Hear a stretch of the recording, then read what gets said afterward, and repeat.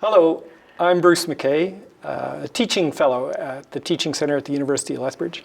And today we're going to have a conversation with Dr. Sheila McManus of the Department of History, and we're going to talk about Doors Open. Doors Open. What is Doors Open, Sheila? Doors Open, it's not my original idea. I first heard about this, the college tried something similar to this a couple of years ago.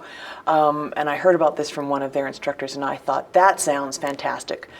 It's about inviting the best teachers on campus to open their doors for one of their classes. Because our teaching is sort of simultaneously the most public thing we do, as in we're sort of performing in front of dozens or hundreds of students sometimes. But it's very private because your colleagues never see it. Mm-hmm. And since I'm quite interested in different ways of building a supportive faculty community, a peer teaching community, but we never see each other do that thing that we're talking about. We talk to each other. You and I talk to each other a lot about our teaching. I've never watched you teach. Mm-hmm. Mm-hmm. So I thought, okay, so this is my crazy idea. I'm going to see if there's any interest. So I compiled a list, and I wanted like quite senior people. I didn't want anybody junior to be too stressed out about this.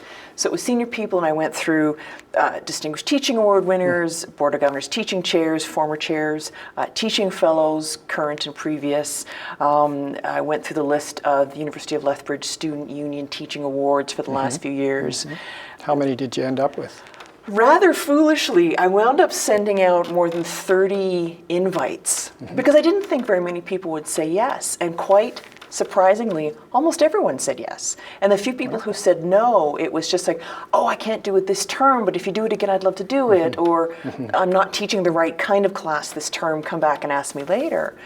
So we wound up with a very full schedule of 21 open classrooms. Anybody could come in. And so did the instructors, the professors pick particular classes that they would tell you and organize that my door is open on this day? Yeah, and we advertised them that way. And the idea was anybody, a colleague, a grad student, we had staff from the Teaching Center coming to watch. And it's coming to watch. You're not there to judge. Right. You're not there to evaluate or give feedback. You're just there to watch some of the really great teachers on this campus. So we had a very full schedule, but I left it completely up to the instructor. You pick. What class do you want to open? It could be your favorite class, it could be a particular lecture that you know goes well, or you know, you have a great class discussion this day, whatever. You pick. I did not want to have anything to do with the selection. Right. And as I said, we wound up with a very full schedule. I had 21. It meant that they were also quite nicely spread out over second term. I had wanted to do it in the fall because it seemed like a fun way to kind of kick off the year. And I wasn't able to get it organized for the fall. But we had a nice division of sort of before and after reading week. I was worried nobody would want to go after reading week. There were some weeks where there were 3 different classes to choose from. Wow. So the schedule wound up much fuller than I had wanted it to, because I think too many choices and you don't really get a big audience. Yeah. And did you get a good range of classes across the different areas? Every faculty, yeah. And how was the uptake? How many people came through the open door? Almost everybody got at least one observer.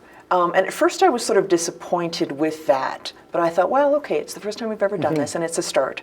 So it ranged from minimum of at least, like I say, 1 faculty member for most of the classes.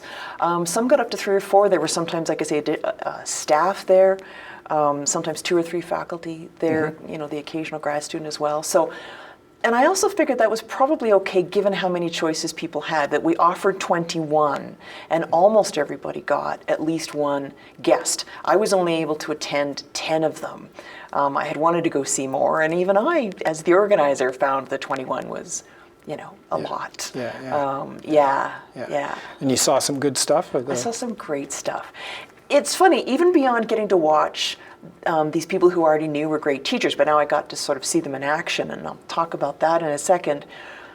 I don't know if it's possible to fully appreciate the range of great stuff a university does until you're watching it, right? Like over the course of a few weeks, seeing a grad level stats class, an undergrad organic chem class, a couple of different history classes, health sciences, management, sport marketing classes. Health sciences, there was a range of, there was addictions counseling, there was statistics, like I say, for health sciences researchers. It was fantastic. So some of my favorites, and they were unexpected, was in health sciences, Olu Owoshiga's grad level stats class for health sciences, as I said.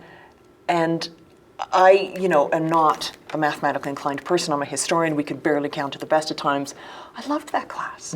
I couldn't understand the details, like the finer points, but I loved you could tell that what he was doing was presenting this kind of conceptual, this is about making choices. This is about understanding what statistics can and cannot do for you. That was one of my favorite classes. Right. My colleague Dave Hay, I went to his lecture on the Black Death.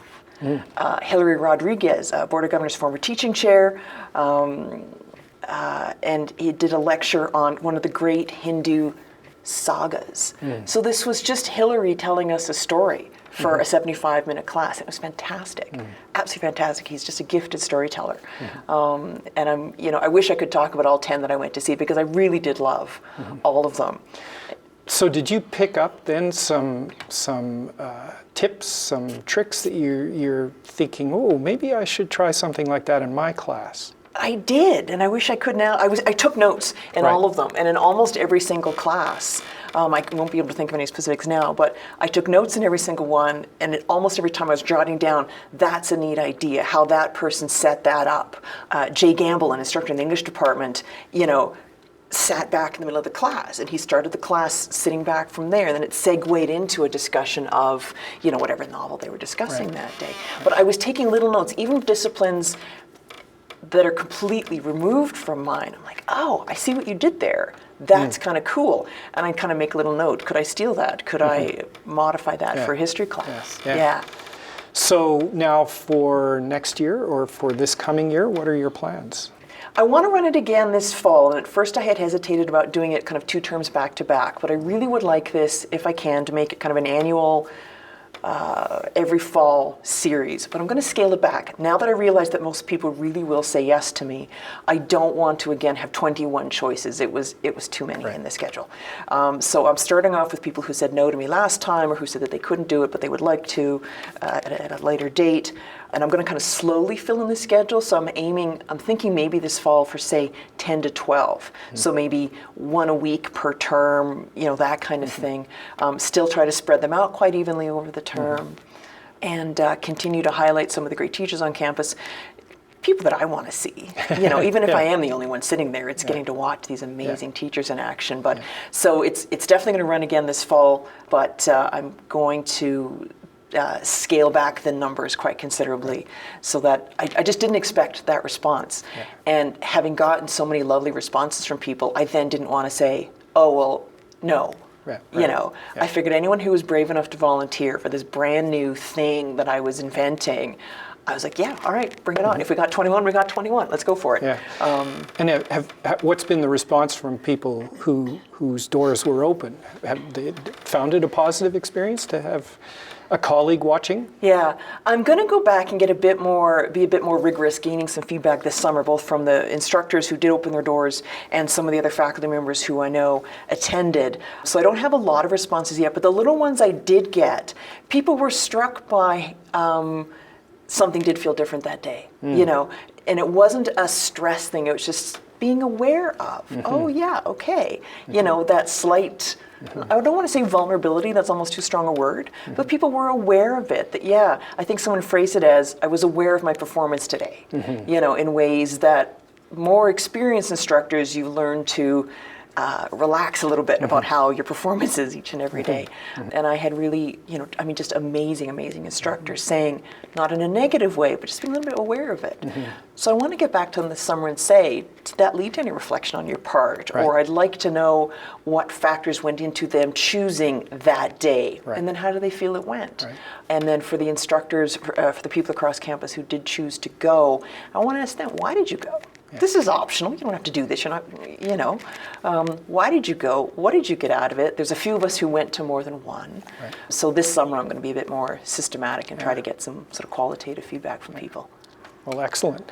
We'll look forward to this fall, and you'll have to ask me again. I'll see if I can pick a date to have my door open. Yes. So, thanks very much. Thanks for having me in here, Bruce. You're welcome.